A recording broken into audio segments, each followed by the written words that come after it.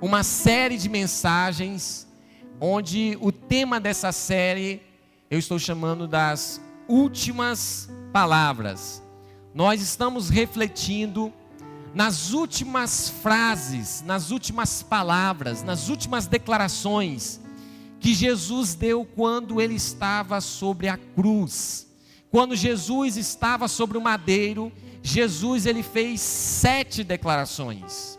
E cada uma dessas declarações que Jesus fez quando estava sobre aquela cruz, cada uma delas, não foram declarações qualquer, não foram declarações que talvez não faz sentido, ao contrário. Essas 7 palavras, essas 7 declarações que Jesus fez quando estava na cruz, cada uma delas compartilha, comunica algo muito importante acerca dele mesmo, Jesus, da sua missão, mas também o motivo pelo qual ele se deu, o motivo pelo qual ele morreu, o motivo pelo qual ele se entregou naquela cruz. Cada uma dessas declarações, Jesus está nos ensinando algo.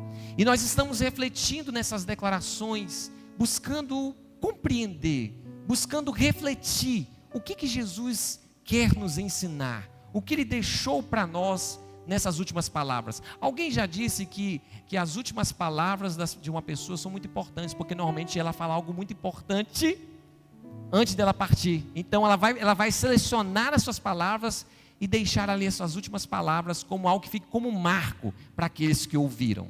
Essas palavras ditas por Jesus naquela cruz, cada uma delas são importantes. Nós já vimos aqui a primeira frase, a primeira declaração do qual Jesus, ele falou lá em Lucas 23:35, Pai, perdoa-lhes porque não sabem o que fazem. Ou seja, Jesus está falando sobre perdão, e nós já vimos sobre isso na primeira mensagem. A segunda mensagem que foi ministrada domingo passado, foi o texto que estava lá em Lucas 23:43, que diz, eu lhe asseguro que hoje ainda estarás comigo no paraíso. Foi a frase, a declaração que Jesus deu para um daqueles ladrões que estavam com ele, ali era ele, Jesus, mais 2 ladrões. Jesus falou isso para um dos ladrões, e essa frase comunica, fala sobre salvação. E domingo passado eu falei sobre isso. Se você quiser entender com mais profundidade, caso você não esteve aqui domingo passado, essa mensagem está salva lá no nosso canal no YouTube. Você pode assistir essa mensagem e ser abençoada. Mas hoje eu quero falar sobre a terceira frase, a terceira declaração que Jesus fez quando ele estava sobre o madeiro. E eu queria que você abrisse a sua Bíblia aí no livro de João capítulo 19. Nós vamos ler do versículo 25 ao versículo 27. Se você quiser ler aqui no telão, nós temos aqui o versículo no telão. João 19, de 25 a 27. O texto diz assim: perto da cruz estavam a mãe de Jesus, a irmã dela, Maria, esposa de Clopas, e Maria Madalena. Quando Jesus viu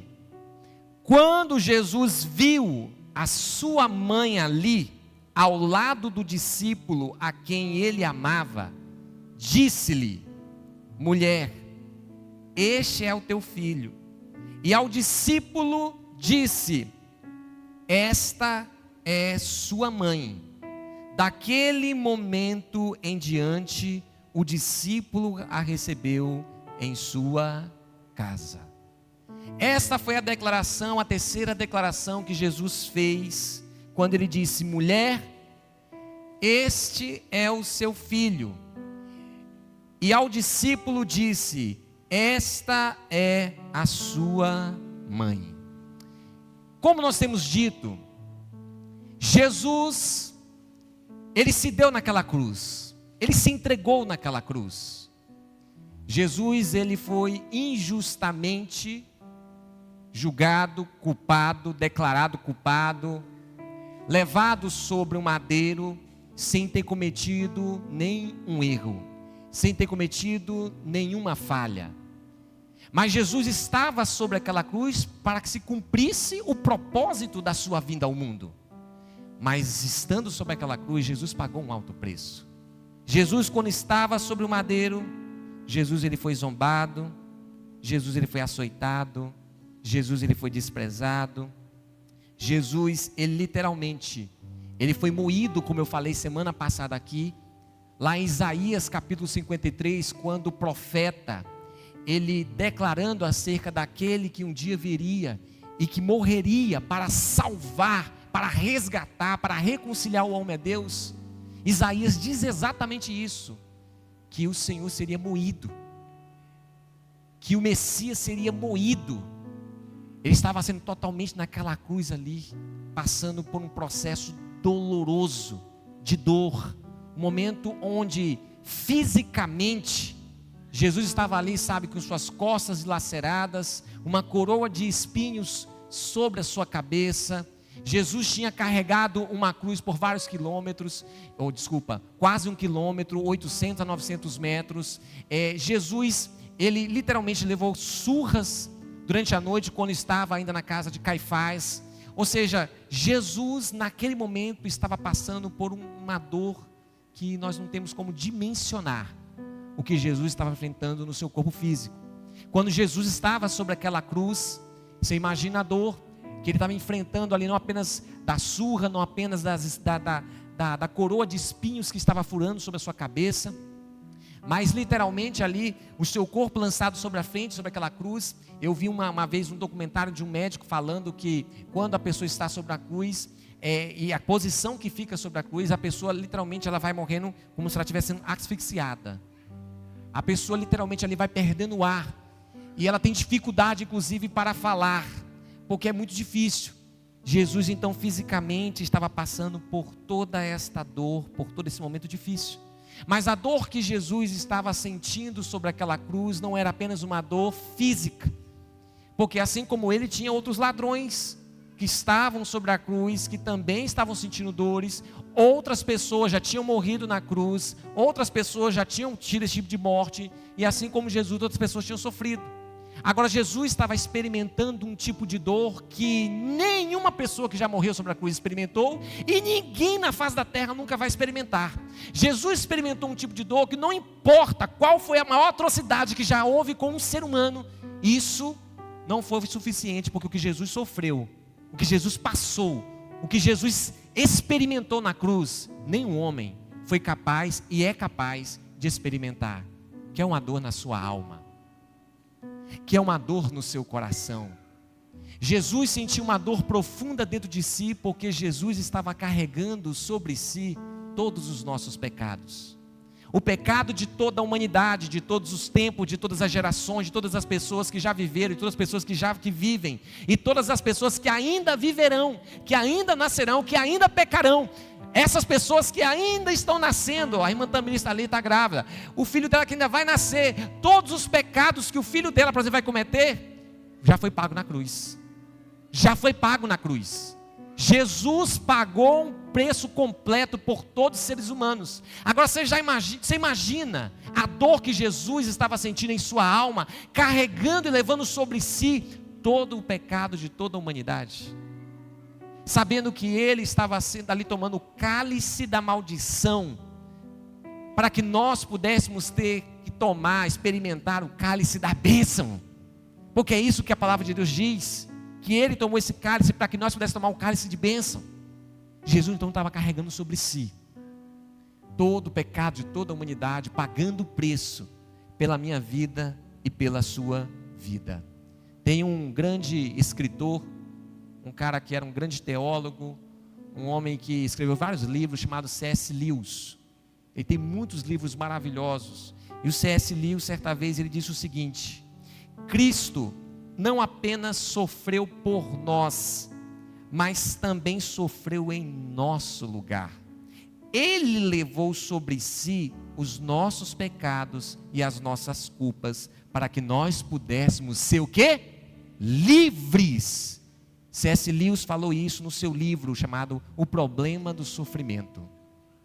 Jesus não apenas sofreu por nós, mas Jesus, ele sofreu em nosso lugar. Ele sofreu em seu lugar. Ele nos substituiu. A cruz era para nós estar. A cruz era para você estar, era para mim estar, porque nós que pecamos, nós que erramos, nós que cometemos algo contra Deus, mas Cristo nos substituiu. Ele esteve sobre aquela cruz pagando esse preço, para que eu e você não vivêssemos e experimentássemos a dor da cruz, até porque nós não teríamos como pagar o preço pelos nossos pecados. E enquanto quando nós experimentamos momentos de dor e sofrimento, quando nós passamos por momentos assim, de dor, de luta, de sofrimento, é normal que a gente tenha a tendência de olhar para nós mesmos. Todas as vezes que nós estamos passando por um momento difícil, delicado na vida, que isso nos traz dores profundas na nossa alma, é uma tendência natural do nosso eu, da nossa carne, de a gente olhar para nós. É natural que a gente tenha um olhar egoísta. Às vezes em coisas bem simples, a gente percebe isso. Você quer um exemplo? Quando eu fico gripado, uma gripezinha, um negocinho assim de nada, mas aí quando eu fico gripado, eu já fico deitado na cama, parece que eu estou morrendo. Aí eu digo, eu vou morrer. Tayane, faz um chá. Ai, Tayane, não consigo me levantar. Tayane, eu estou ruim. E fico lá deitado, pastor Pires, e fico desanimado. Faz um gagal para mim, né? E fico ali naquela moleza e o corpo fraco.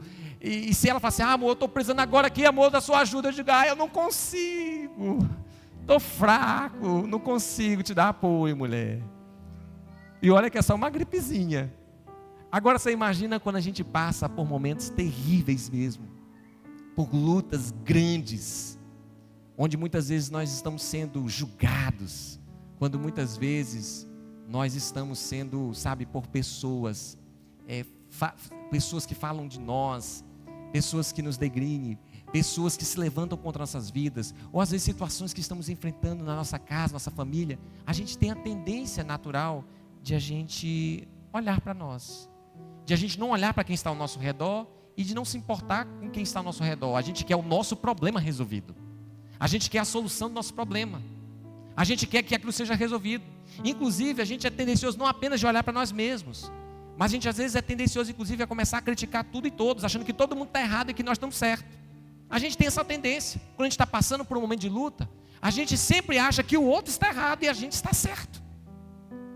Mas Jesus, quando ele estava passando por aquele momento de luta, de dor, aquele momento delicado, em que ele estava carregando todos os pecados sobre o madeiro, qual foi a atitude de Jesus?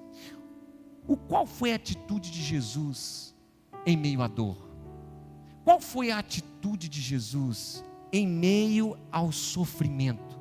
O que Jesus fez quando ele estava sobre aquele madeiro, experimentando a dor física, uma dor emocional, uma dor espiritual, saber que o Pai tinha o abandonado, e vocês vão ver sobre isso no próximo domingo, e naquele momento todos os pecados de toda a humanidade sobre ele. Qual foi a atitude de Jesus? O texto nos ensina, o texto que nós lemos no começo, nos faz ver que Jesus, mesmo passando por um momento de dor insuportável, mesmo passando por um momento terrível, Jesus, ele tirou os olhos de si, e ele olhou para o quê? Para o outro. Ele tirou os olhos de si e olhou para a dor do outro. E é interessante, irmãos, que embora o sofrimento e a dor seja algo horrível, mas é normalmente através do sofrimento que nós nos tornamos mais sensíveis à dor daqueles que estão ao nosso redor. É através da dor que somos aproximados, é através da dor que nós somos curados, é através da dor que experimentamos com mais profundidade o amor de Deus. São nesses momentos que muitas vezes nós, quando tiramos os olhos de si e olhamos para o outro, que nós conseguimos enxergar, que nós conseguimos entender coisas que antes, quando nós não tínhamos passado por dor, quando nós não tínhamos passado por aquele sofrimento, a gente achava que era até besteira, achava que aquilo ali era bobagem, achava que isso aí não era nada. Eu lembro que alguns anos atrás, eu tive a oportunidade de caminhar próximo a uma pessoa que passou por um grande momento difícil de crise de ansiedade, síndrome do pânico. E eu lembro que quando essa pessoa chegou no gabinete e eu fui atender essa pessoa estava passando por um momento muito difícil, que ela não conseguia olhar nos meus olhos, por um momento tão delicado que ela estava enfrentando. E caminhando com essa pessoa, ajudando essa pessoa, ao lado dessa pessoa, naquele momento de dor, naquele momento que essa pessoa achava que ia morrer. E eu lembro que juntos nós fomos ao CAPS, fomos juntos, fui com ele, falei, nós vamos juntos, eu estou do seu lado, somos juntos nessa batalha. E fomos lá, passamos com o psicólogo, passou com o psiquiatra, e ali caminhando junto, nesse momento terrível, nesse momento difícil que esse irmão estava enfrentando. E eu lembro que depois que o irmão estava começando a melhorar, eu disse para ele, eu falei, olha, tudo que você está passando, vai fazer amanhã você ajudar outras pessoas. E esse irmão, para a glória e honra de Jesus, está curado, está restaurado. E depois que ele foi restaurado e curado, ele falou assim para mim, Anderson, quando eu vi alguém falando negócio de síndrome do pânico, crise de ansiedade, eu dizia que isso era besteira. Que negócio de crise de ansiedade, isso aí está faltando uma taca. Está faltando, porque não tem nada para fazer. Se tivesse o que fazer, não estava com crise de ansiedade. Está pensando demais, por isso que está com crise de ansiedade. Mas hoje, eu não vejo mais assim. Hoje eu consigo ver além. Hoje os meus olhos se abriram para entender que isso é algo real. Que isso é algo que traz dores profundas na alma. É quando você realmente tira os olhos de si e você olha e você fala assim, nesse momento de dor, de sofrimento, onde eu estou sendo ajudado, onde eu estou sendo amparado, assim como Deus está usando pessoas, amanhã também eu quero ser um instrumento de Deus para trazer cura, restauração na vida daqueles que precisam. Jesus tirou os olhos de si. Jesus não olhou para a sua dor, não olhou nesse momento para o momento terrível que ele estava enfrentando sobre aquele madeiro, mas Jesus olhou para além dele, e Jesus fez uma declaração que comunica literalmente isso, quando ele viu ali a sua mãe, próximo à cruz, e Jesus então faz essa declaração, quando o texto diz, Jesus viu a sua mãe ali, ao lado do discípulo a quem amava, e ele disse-lhe, mulher, esse é o teu filho. E ao discípulo disse, essa é a sua mãe. Daquele momento em diante, o discípulo a recebeu em sua casa. Jesus viu a sua mãe sofrendo. Jesus fez essa declaração. E quando a gente lê essa declaração de uma forma assim muito superficial, sem parar para refletir com mais profundidade, o que Jesus estava querendo comunicar? O que nós podemos aprender com essa tão pequena declaração? A gente passa despercebido, a gente acaba não dando atenção, a gente acaba não percebendo, mas essa declaração, gente, ela nos ensina algo profundo. Jesus nos ensina algo profundo por meio dessa declaração. A primeira coisa que eu aprendo com essa declaração de Jesus é que nós devemos cuidar da nossa o quê? Família. Diga família. Diga assim, nós devemos cuidar da nossa família. Família, diga comigo, devemos, diga mais só, devemos cuidar da nossa família. Da nossa família. Maria já era uma mulher viúva. José já não estava mais ali. E como era comum, como era normal na cultura da época, quem sustentava uma mulher viúva eram os filhos, principalmente o primogênito. Ele era responsável de cuidar da mãe, de cuidar daquela que lhe deu a luz.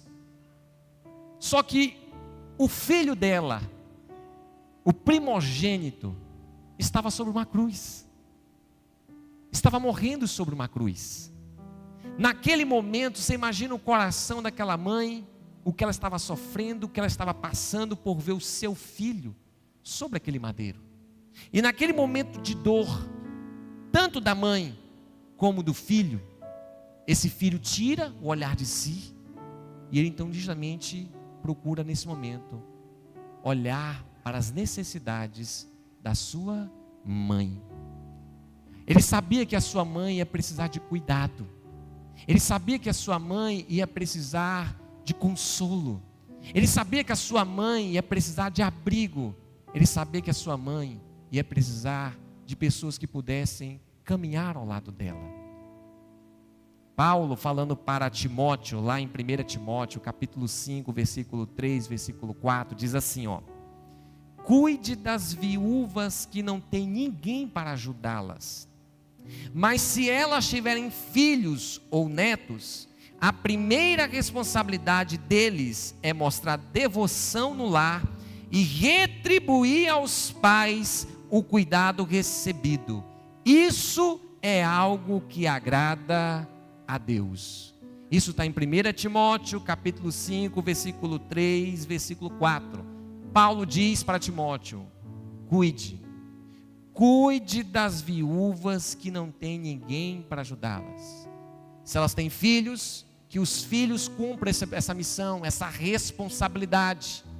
Mas se não tiver filhos, então que a igreja assuma essa responsabilidade de cuidar destes que não têm amparo, que não têm sustento.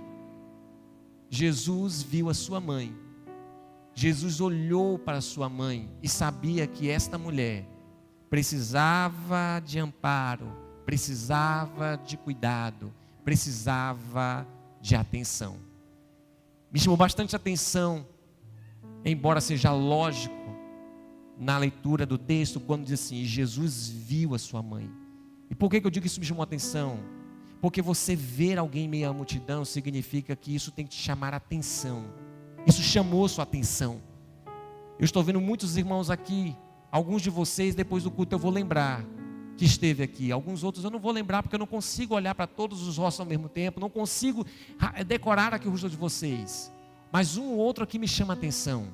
Naquele momento, sobre a cruz, Jesus viu a sua mãe sofrendo ao pé da cruz. Viu a sua mãe chorando ao pé da cruz. Ele deu atenção para a sua mãe. Se nós temos a responsabilidade de cuidar da nossa família, eu entendo que a melhor maneira, a principal maneira que nós podemos demonstrar o cuidado para a nossa família é fazer como Jesus, dar atenção para a nossa família. Atenção é o maior presente que nós podemos dar. O tempo é a moeda mais cara que existe hoje. Se a moeda é a moeda se o tempo é a moeda mais cara que existe hoje, quando nós separamos um tempo para estar com a nossa família e dar atenção para a nossa família, isso mostra, isso revela que a nossa família é importante, que a nossa família ela tem valor. Quanto tempo você tem gastado, você tem invertido, você tem dado? E quando eu digo tem dado, eu não estou falando no sentido de você estar dentro de casa ou sair, porque a gente pode sair, a gente pode estar dentro de um mesmo lar, mas mesmo assim não dá atenção. Podemos estar junto, mas não ter atenção, não ter esse momento, como diz aquele livro das 5 linguagens do amor, um tempo de qualidade em família. Hoje eu vejo que isso é um dos maiores desafios que nós vivemos na nossa geração. É tempo de qualidade com a nossa família.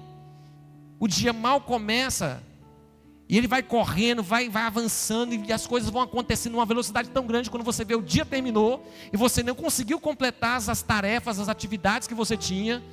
E vem um outro dia, vem outro dia, vem outro dia, vem outro dia, e acaba a semana, vem outra semana, e entra um mês, sai mês, e as atividades não acabam.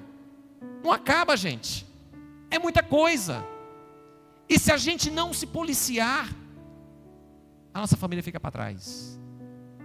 Nossos filhos ficam para trás, nosso casamento fica para trás. E eu digo isso porque isso é uma luta que eu tenho.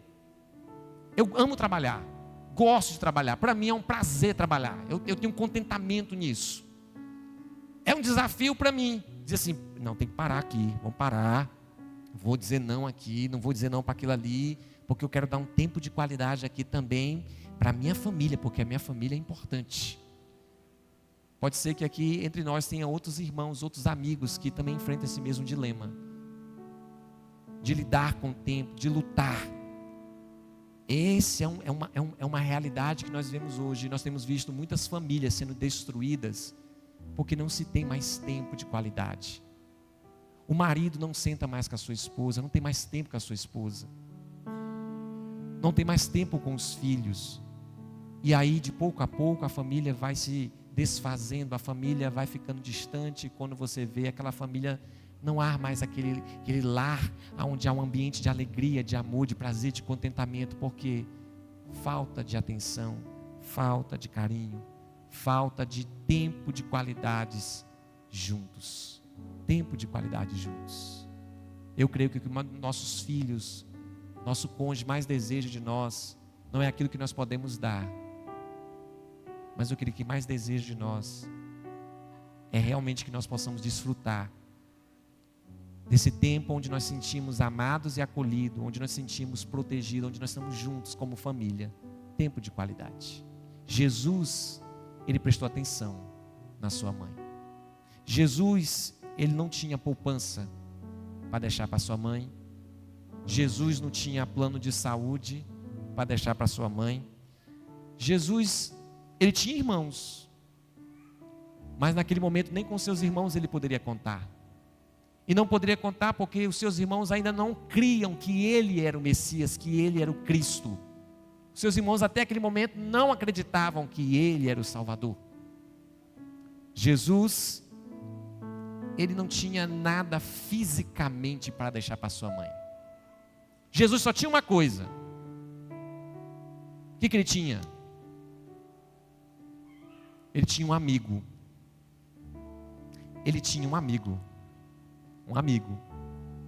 E ele virou para esse amigo e disse assim: a partir de hoje, essa é tua mãe.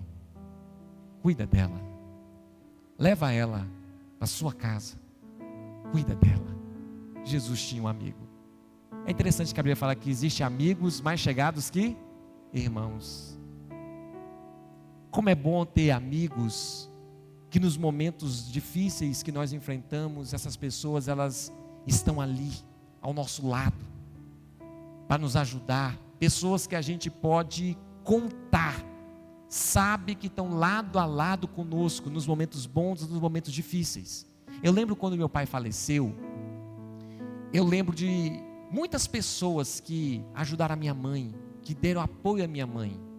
Mas teve duas pessoas em especial que eu lembro assim, de homens, que deram um suporte assim para minha mãe ali mesmo, caminhando próximo dela, dando todo o suporte, com todo o respeito, e ajudando a minha mãe naquele momento com tantas coisas que ela precisava. Eu ainda tinha 17 anos, e esses dois homens, eles ali em casa, deram todo o suporte à minha mãe, que um foi o irmão Anderson, que hoje está em Belém, e o outro foi o irmão Zilmar, que está ali.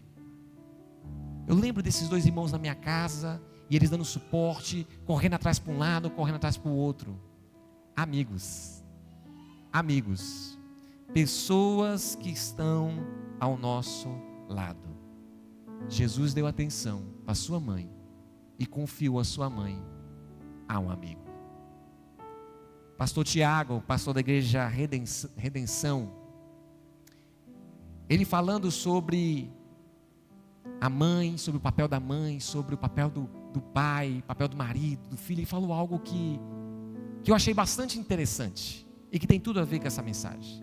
Ele disse que ser mãe é um chamado a sofrer. Ser mãe é um chamado a sofrer. Pensa comigo, Maria, uma jovenzinha da Galileia, morava numa cidade pequenininha chamada Belém, no vilarejo. Essa mulher um dia se apaixona por um rapaz, gosta de um rapaz, e essa mulher então está noiva desse rapaz, chamado José. E ela e o José sonhando com o casamento e aguardando o casamento, mas um belo dia, essa mulher recebe uma grande surpresa que um anjo aparece para ela e disse: Maria, mulher agraciada, eis que te digo, vaso, tenho um presentão para você. Você está grávida. Grávida? Eu? Como? Eu sou virgem, como pode ser eu grávida? E o anjo diz: você está grávida, isso foi gerado dentro de você, é gerado pelo Espírito Santo, e quem você vai dar luz é o Messias, é o Salvador, e o texto fala sobre isso, e vai indo. E de repente, essa jovenzinha que ainda não estava casada, ela parece grávida. Você imagina essa mulher agora diante da sociedade, diante dos seus familiares, diante dos seus vizinhos, o buchinho está crescendo, não tem mais como esconder, as pessoas estão sabendo que Maria está grávida, e Maria ainda não era casada, e eu quero só lembrar, isso foi há 2000 anos atrás, tá? Numa cultura de 2000 anos atrás, aonde a mulher, era normal que ela casasse, depois do casamento, ela de fato ali tivesse um filho, era o processo natural, você casa primeiro, tá? É assim que a Bíblia nos ensina, e aí depois você vai ter ali seus filhos com seu marido. Ok, mas de repente a jovenzinha aparece grávida. Agora imagina essa jovenzinha tendo que explicar: não, eu sou virgem. Não, como, mulher? Tu é virgem? Tu acha que a gente é idiota? Tu acha que a gente é doido, é? Como, rapaz? Não existe isso. Não, o que foi gerado aqui foi Deus. Foi Deus que colocou essa semente no meu útero. Eu estou grávida, porque o Senhor fez uma ação sobrenatural. Você imagina como essa mulher foi julgada, como essa mulher foi criticada, como esta mulher deve ter sido, assim, sabe, as pessoas destratado Maria. Você imagina uma jovem passando por tudo isso, de saber que está passando por um momento onde as pessoas estão lhe largando, talvez a sua própria família, a própria família dela, os pais dela, devem ter largado ela, e diga: como é que a minha filha teve coragem de trazer essa vergonha para o nosso lar? Como que essa minha filha teve coragem de fazer uma coisa dessa e envergonhar o nome da nossa família? Maria enfrentou, desde jovenzinha, a dor, o sofrimento. Maria deu à luz, mas não deu à luz no grande hospital de Belém, no hospital da Unimed, com toda a equipe médica à disposição. Não, Maria dá à luz aonde, gente? Aonde? Está ali. Ali, o próprio José, ajudando a tirar aquela criança, naquele lugar simples, onde a criança está nascendo de uma maneira muito brutal, vamos dizer assim, e Maria dá à luz ao seu primogênito. Logo, logo, sai um edital dizendo que todas as crianças seriam mortas, que todas as crianças da Judéia que tivessem nascido, era para matar. Agora imagina essa mãe sabendo que está com uma criança recém-nascida, e que Herodes mandou matar todas as crianças que haviam na Judéia, e essa mãe agora ter que correr, fugir da Judéia e ir para o Egito, andar sobre um animal, quilômetros e mais quilômetros, dias e mais dias, para chegar numa outra cidade. Você imagina o sofrimento, a dor de tudo que essa mulher está passando por causa de um filho. Por causa de um filho. Interessante que Maria, quando ela foi apresentar o filho lá no templo, como fazia parte da cultura judaica, tinha um homem chamado Simeão, que a Bíblia fala que ele era um homem devoto a Deus, um homem de oração, e Deus tinha feito uma promessa para este homem chamado Simeão, que ele não morreria até ele ver o Salvador, que ele veria o Messias. E quando Maria foi levar Jesus para ser ali apresentado no templo, estava lá Simeão, porque Deus levou esse homem, isso está lá em Lucas capítulo 2, versículo 34, versículo 35. E quando Simeão viu aquela criança, ele viu: este aqui é o Salvador, esse aqui é o Senhor. Louvado seja Deus, que Deus me permite ver o Salvador. E Simeão, ele faz uma declaração para Maria, no qual Simeão, ele diz assim: olha, este menino está destinado a provocar a queda de muitos, mas também a ascensão de outros. Ele foi enviado como sinal de Deus, mas muitos resistirão a este menino. Como resultado, serão revelados os pensamentos mais profundos de muitos corações. E você, Maria, sentirá como uma espada que ela atravessará a sua alma. Com outras palavras, Senhor está dizendo assim: olha, esse menino, não é qualquer menino não, viu? Esse menino aqui, meu amigo, ele veio para arrebentar, ele veio para salvar, ele veio para transformar tudo. Tudo se fará novo a partir do nascimento desse menino. Mas deixa eu lhe falar uma coisa, mãe. O nascimento desse menino também trará para você grande dor. O nascimento dessa criança trará a você como se uma espada vai atravessando o seu coração e afligindo o seu interior. Maria enfrentou e passou por tudo isso. Maria, ao ver o seu filho sobre aquela cruz, que dor que ela deve ter sentido. Que dor ela deve ter sentido. Ver o seu filho ali, sabe, todo dilacerado sobre aquela cruz. Quem é mãe aqui? Levanta a mão. Agora abaixa sua mão, mãe. Deixa eu fazer uma pergunta para a mãe aqui. Quem aqui, mãe, já sofreu alguma vez para o seu filho, para a sua filha? Levanta a mão. Mãe sofre. A mãe é aquela que sente aquela dor. Se o menino ou a menina estiver passando por um momento, a mãe, ela chora junto. A dor é profunda na sua alma. A mãe, ela tem essa missão. Uma missão de ser chamada a sofrer pelos seus filhos. O pai, ser pai, é um chamado a morrer. É um chamado a morrer. E aqui eu quero não apenas falar ser pai, mas ser homem. Ser homem. Ser homem é um chamado a morrer. Inclusive, lá em Efésios capítulo 5, versículo 23, quando Paulo, falando para os maridos, ele diz assim: maridos, amai vossas esposas como Cristo amou a igreja. Como foi que Cristo amou a igreja, gente?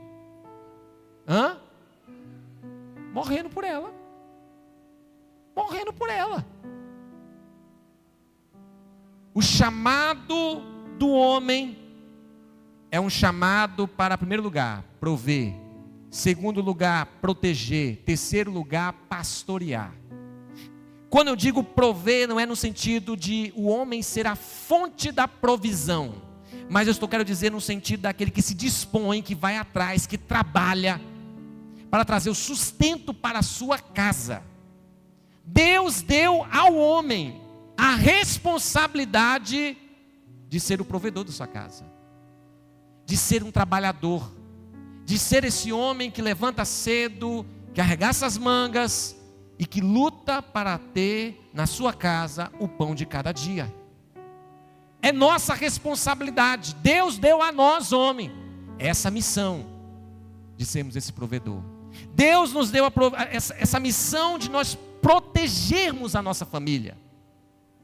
Cabe a nós, homens, sermos esse guarda-chuva na vida da nossa esposa e na vida dos nossos filhos, de proteger a nossa casa, de nossas esposas se sentirem protegidas por nós, de nossos filhos se sentirem protegidos por nós. Deus deu ao homem a responsabilidade de pastorear a sua casa. Salmo 128 fala sobre isso. Feliz é o homem que teme ao Senhor. E aí você vê que o salmista vai dando continuidade, falando do que acontece quando o homem que teme ao Senhor, o que acontece com a sua casa, o que acontece com a sua esposa, o que acontece com os seus filhos. É nossa missão, homens.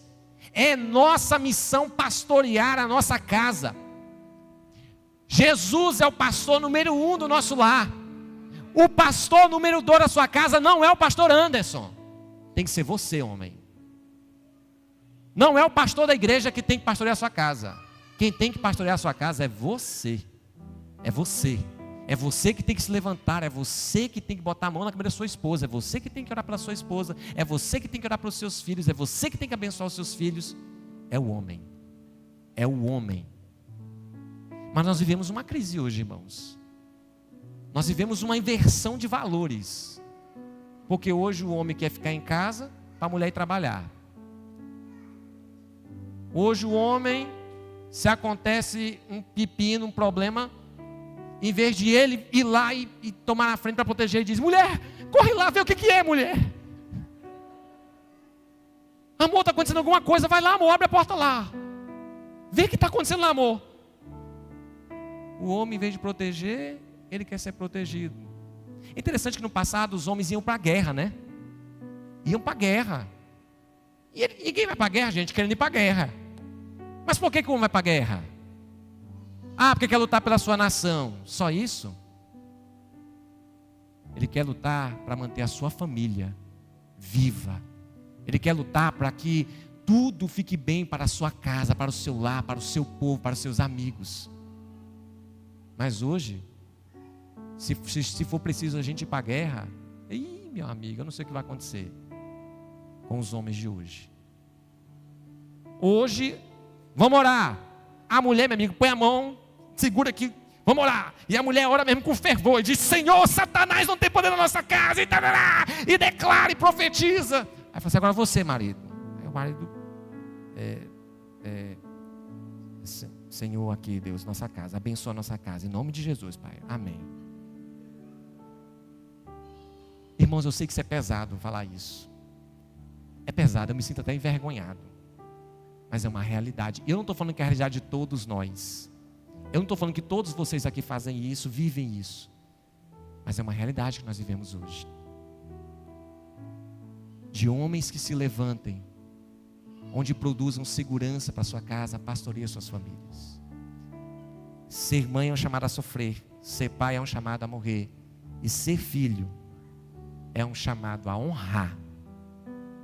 A honrar os seus pais. Efésios 6:2 diz: honra seu pai e sua mãe. Este é o primeiro mandamento com promessa. Você, filho, quer ser bem-sucedido? Você quer andar e viver por muitos anos na terra? O caminho é um caminho de honra.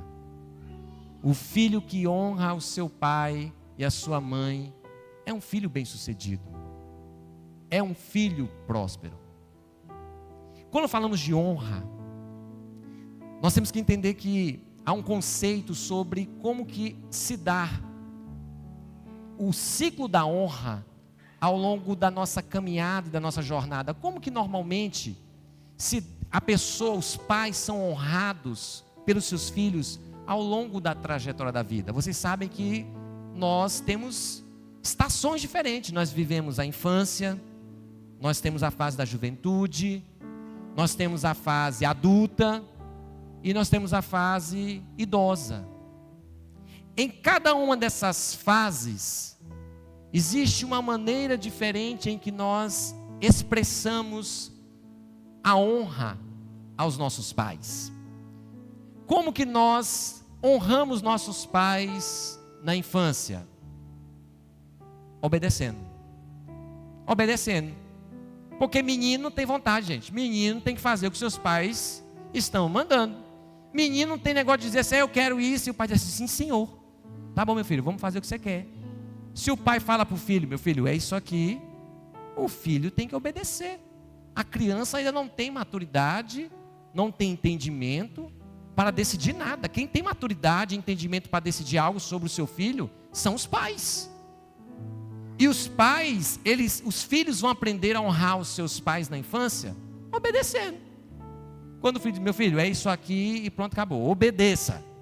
Obedeça. E hoje está acontecendo o contrário, né? É os pais que estão obedecendo aos filhos. Quando o menino diz assim: não, eu quero isso. Aí o pai diz: tá bom, meu filho, sim senhor, vamos fazer a sua vontade.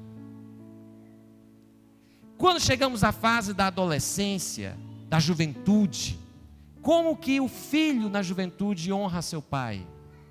Respeitando.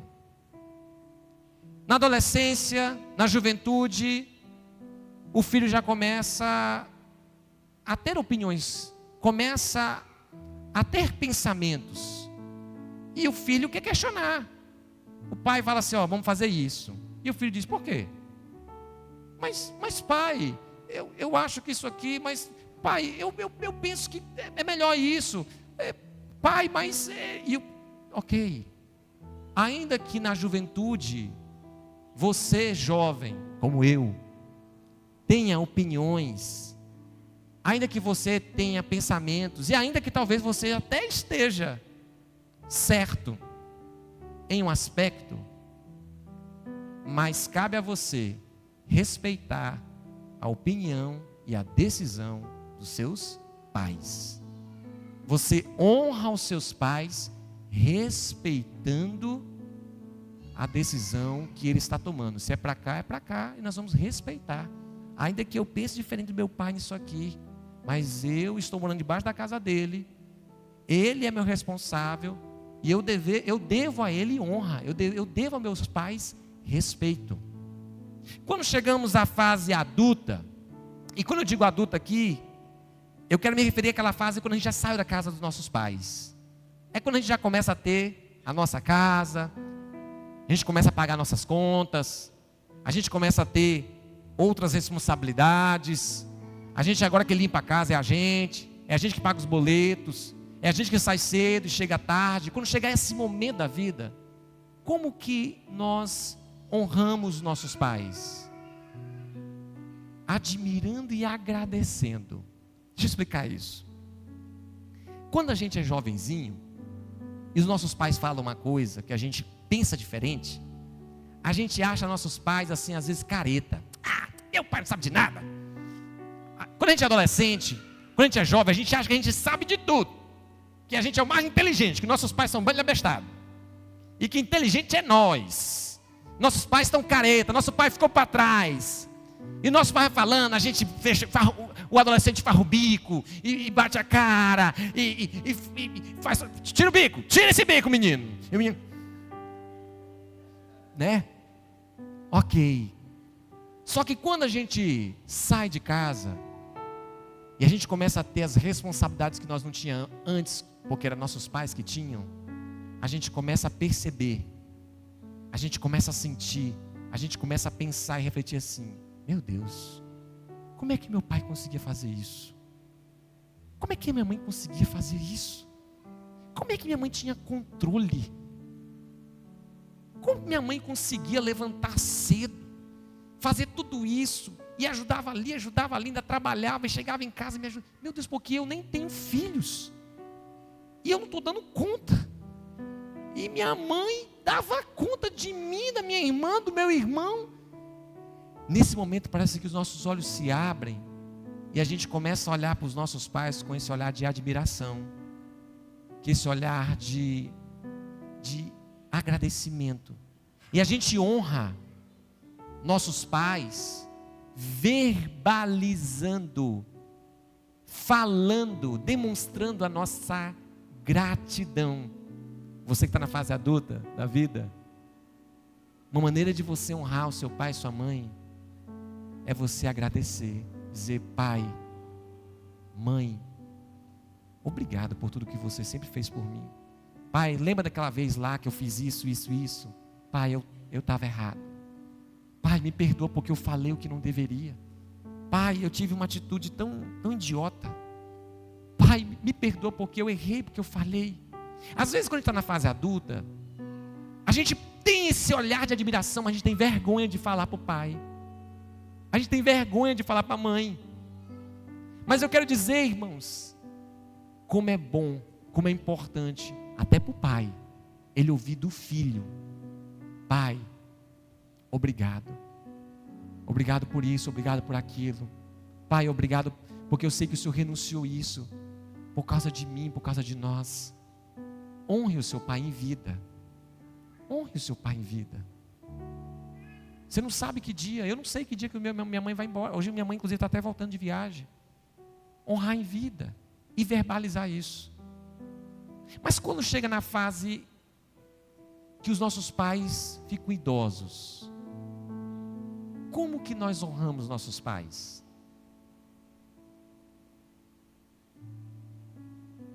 cuidando deles.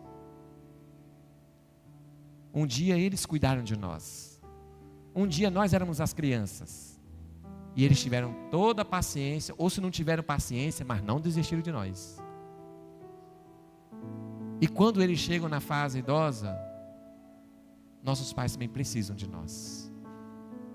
Seu pai precisa de você, sua mãe precisa de você. E a maneira que nós honramos nossos pais na fase idosa é cuidando deles. Ontem mesmo eu fui visitar meu avô, fui levar meus filhos para ver o bisavô deles. E eu quase não vou lá, quase não vou na casa dos meus avós. E quando eu estava saindo, meu avô falou assim: ô Anderson, vem mais vezes. Meu avô vai fazer 90 anos. Ele falou assim: vem mais vezes. Eu falei: vô, eu vou me esforçar. Eu falei: minha vida é muito corrida, vô. Ele falou assim: não adianta vir no meu velório não, viu? Não adianta vir no meu velório não. Se você me ama, vem em vida. Não adianta depois que eu morrer vir aqui chorar: ai, vovô. Ai. Falei: não precisa. A gente demonstra que o outro é importante em vida. Depois que morreu, acabou. Ele falou: então venha mais vezes. Venha ver o seu avô, porque o dia do seu avô está se encerrando, está acabando. A única coisa que eu fiz é olhar para ele e dizer: o Senhor está certo, me perdoe, o Senhor está certo, o Senhor está certo.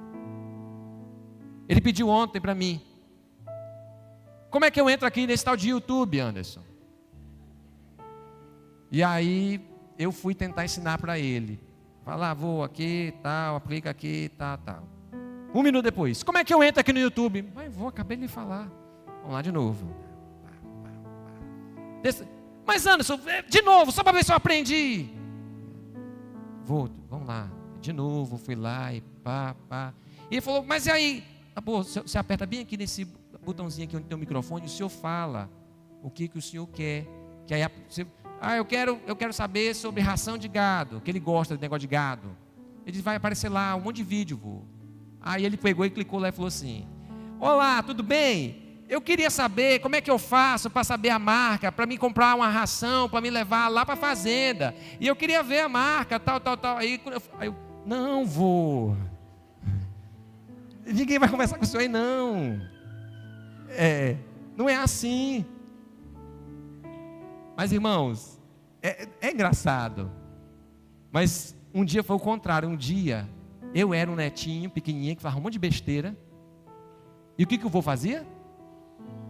Sentava, ouvia, repetia, pegava o menino, dizia: vamos, meu filho. Talvez para ele era entediante pegar um menino e ficar aguentando aquele menino: vô, vamos fazer isso, tal. Mas ele suportou. E eu digo: irmãos, nós vamos cuidar, honrar nossos pais, cuidando deles. Jesus cuidou da sua mãe, mesmo em meio ao sofrimento. A segunda coisa que eu aprendo aqui para encerrar, com essa fala de Jesus, é que nós devemos tratar os outros cristãos como minha família. Devemos tratar os outros cristãos como minha família. Jesus disse para sua mãe: está aí o seu filho. Mas ele disse para o discípulo a quem ele amava, que esse discípulo era João. Disse: João, está aí a sua mãe. Mas João não era filho biológico de Maria. Maria não era mãe biológica de João. Por que Jesus, será que Jesus estava com algum problema lá na cruz, de ele ter que virar para a mãe dele e falar assim: mãe, está aí seu filho, não chora não. Ô João, acolha aí a mamãe. Será que Jesus esqueceu? Não. O que Jesus está fazendo ali é inaugurando uma nova família. O que Jesus está nos ensinando é que além de uma família biológica, há uma família espiritual. E que essa família espiritual, ela é importante, assim como a família biológica. Há um outro texto que Jesus, está lá em Mateus 12, 48. Quando Jesus estava pregando para muitas pessoas, e de repente alguém falou assim: Jesus, tua mãe está lá fora, quer falar contigo, tua mãe e teus irmãos. E Jesus deu a seguinte resposta para as pessoas que estavam ali junto a ele, ele falou assim: quem é minha mãe? Quem são meus irmãos?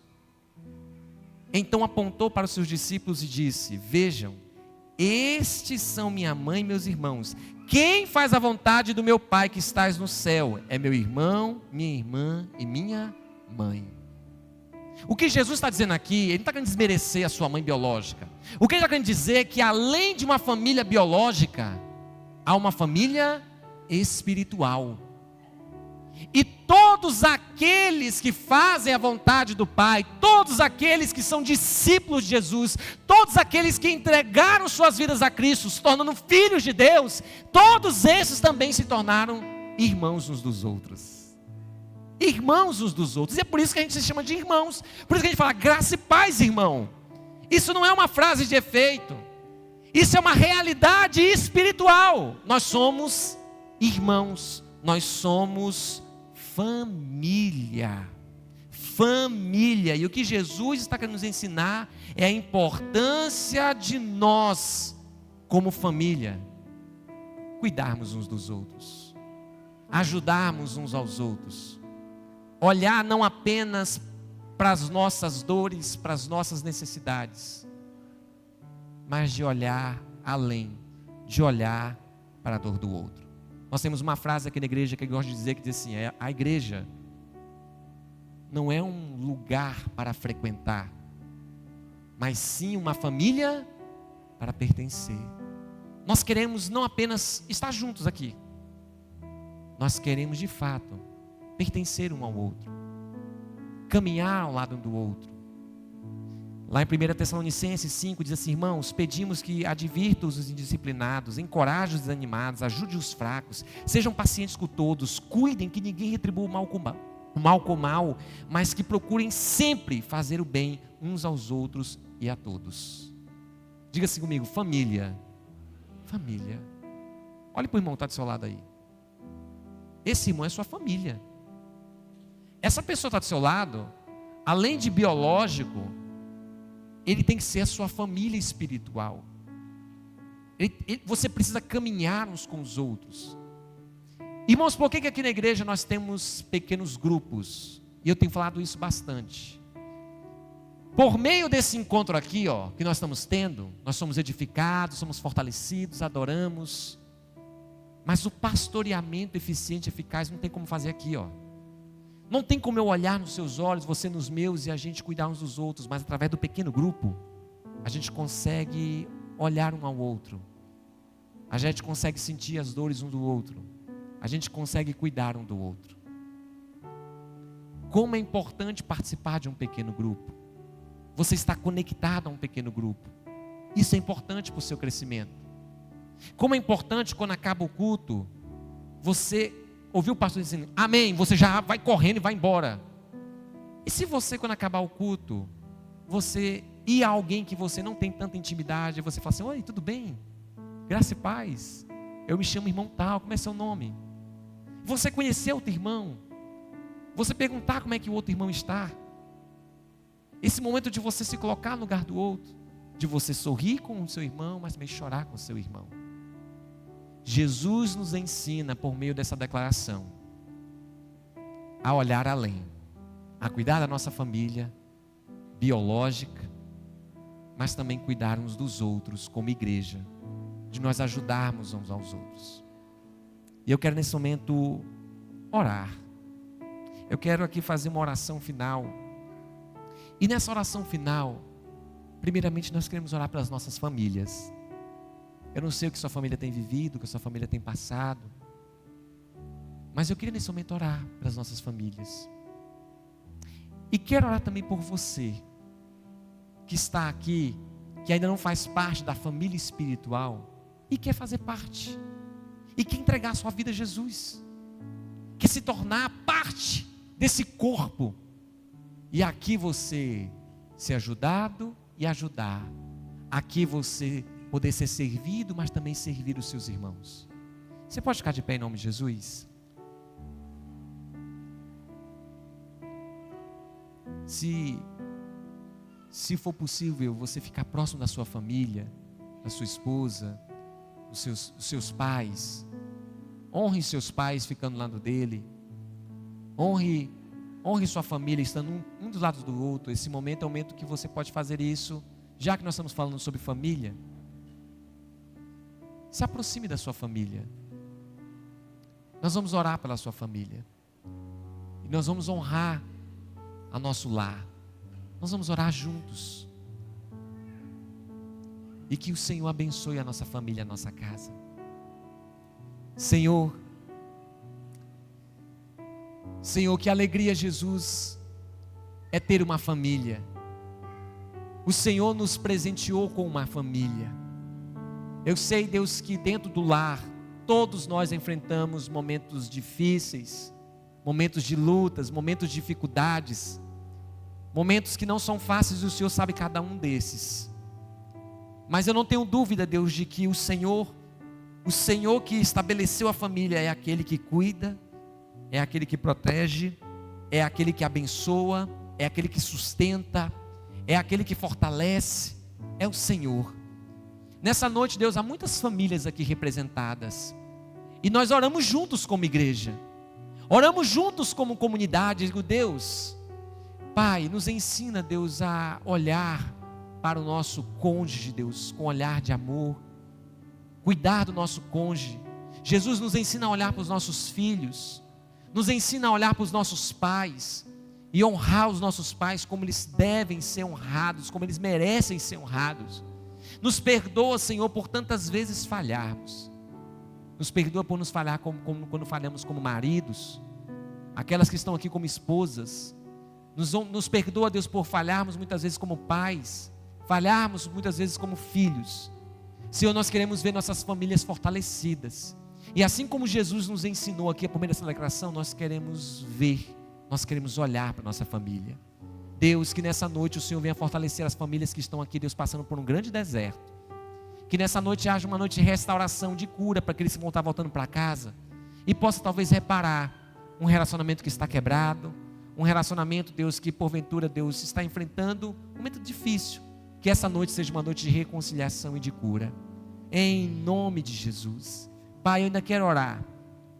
Orar por aqueles que porventura estão aqui, Deus, que ainda não fazem parte da tua família espiritual, mas que ouvindo essa mensagem, Deus, entenderam que o Senhor nos chama para também fazer parte dessa família. Se há alguém aqui nessa casa, Jesus, que nessa noite, ouvindo essa palavra, deseja entregar a sua vida a Cristo, ou se reconciliar contigo, que nesse momento o Senhor, Deus, venha perdoar os pecados, que o Senhor venha selar essa pessoa com o Espírito Santo, venha trazer um novo tempo, uma nova história, e que nessa nova família, ela possa viver o que o Senhor tem para a vida dele e para a vida dela. É o que eu oro em nome de Jesus. Amém, amém, amém. Você pode acessar por um minuto? Há alguém aqui que quer entregar a sua vida a Jesus? Há alguém aqui que quer se reconciliar com Jesus? Se tiver, levanta a sua mão. Se tiver alguém, amém, amém, glória a Deus. Há mais alguém que quer entregar a sua vida a Jesus, que quer se reconciliar com Jesus?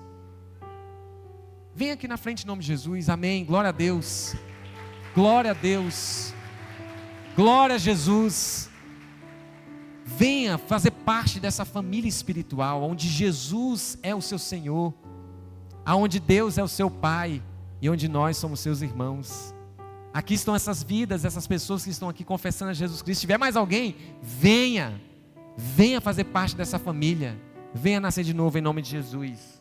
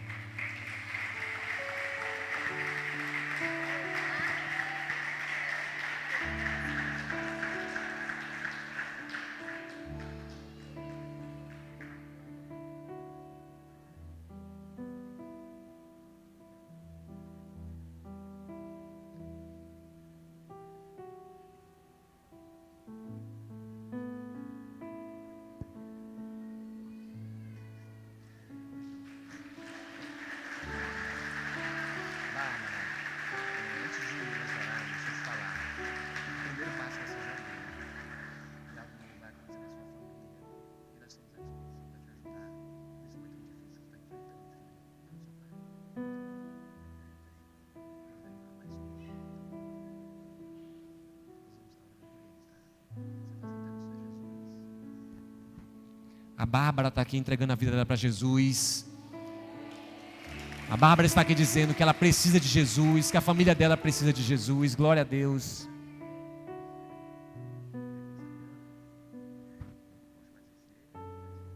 A Suciei está aqui reconciliando com Jesus, entregando a vida dela a Cristo.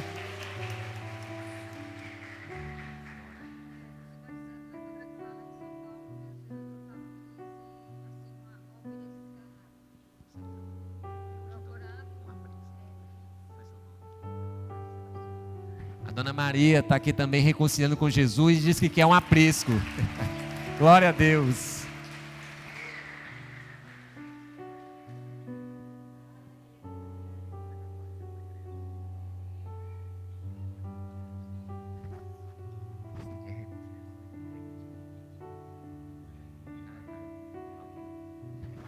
O Jonas está se reconciliando e deseja congregar, estar aqui, fazer parte dessa família. Glória a Deus.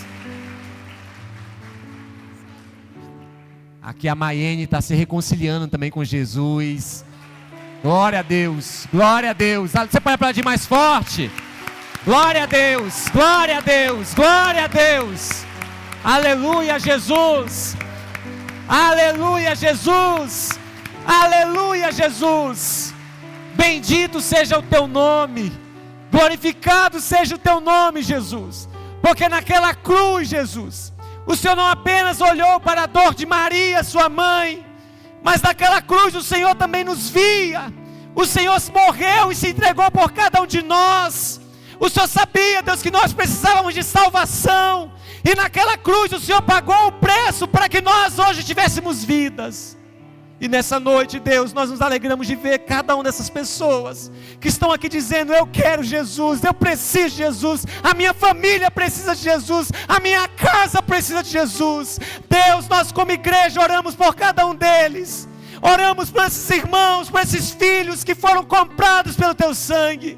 Oramos para que nessa noite algo novo se faça na vida de cada um deles. Oramos, ó Pai, que a partir de hoje uma nova história se dê, Deus, em todas as áreas, tanto na parte espiritual, como na alma de cada um deles. Deus, na família de cada um deles, que uma nova história comece a partir de hoje. Nós oramos e te agradecemos por essa vitória que o Senhor dá a cada um desses irmãos, e o novo tempo, como o Senhor promete em sua palavra. Nós te agradecemos em nome de Jesus. Amém, amém, amém. Vocês podem vir aqui dar um abraço.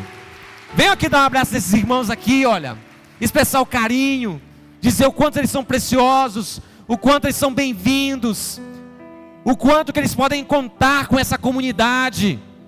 Louvado seja o nome de Jesus, bendito seja o nome de Jesus, que é aquele que faz a obra na vida das pessoas. Esse é o momento, irmãos, que nosso coração deve explodir de alegria, de ver a salvação, de ver as pessoas se reconciliando com Cristo. Quem está feliz aqui, diga amém. Amém, irmãos. Glórias ao nome de Jesus. Nós vamos orar encerrando o culto, mas antes disso vamos passar só o IBVP News, e logo depois eu já vou estar orando aqui, encerrando esse culto em nome de Jesus.